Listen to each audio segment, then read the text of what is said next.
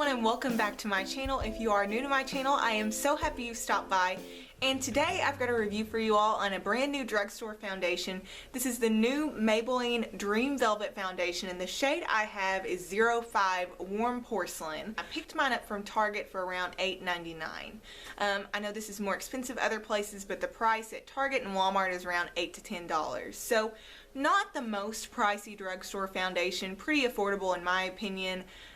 Drugstore foundations are starting to rise in price, and I do notice Maybelline has tried to keep most of their foundations in that $5 to $10 range, so I do appreciate that. So let me just tell you a little bit about the foundation, but I do want to preface this with, like I said, I did get shade 05 Warm Porcelain, and they do have quite a few shades, but when I went to Target they only had about 8 of the shades, and the ones I looked at were very pink, and I've noticed that when I've seen them in Walmart lately and they have more of a selection, they still run quite pink. So 05 is a little bit light for me. I don't think I'm quite that pale, but it was the most yellow of the bunch. So as you can see there, I am gonna pump a little bit out on my hand as we get into the review, but I did want to preface that with the shade 05 Warm Porcelain is a more yellow tone, so that's why I picked it. But if you're my skin tone, you could probably go for a 10 or a 15 in the shade range. So let me move on to the claims that are on the back of the packaging. It says, innovation, our first gel whipped foundation, fresh, new, and flawless.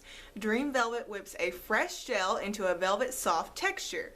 Complexion is perfected and smooth with a soft matte finish just like velvet. Skin feels fresh with a lasting hydration. So basically this is supposed to be a soft matte hydrating foundation, which I found very interesting. As an oily skinned person, I think I would enjoy this because in these winter months I do tend to get a little bit more dry. So was really excited to try this, and it's got a really interesting, unique texture. And I want to show you, it is a gel whipped foundation. And here it is on my hand.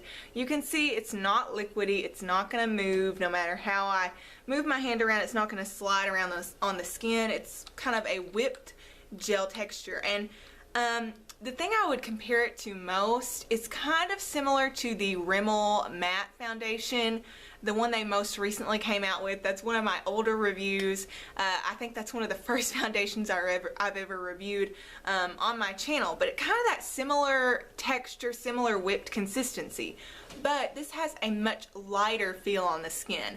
That foundation can be a bit heavy, it can be a bit mask-like.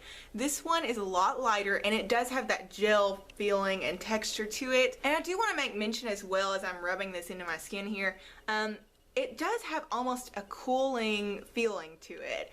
Very different feeling when you first apply it, and it's very, very smooth. I would say it's a velvety texture, and I would say it's about medium coverage. I do think that it's a fresh feeling on the skin. I think it's lightweight, and I do think it has that whipped gel texture. My only complaint as far as it holding up to its claims, as far as the hydration factor on this, I'm not entirely sure.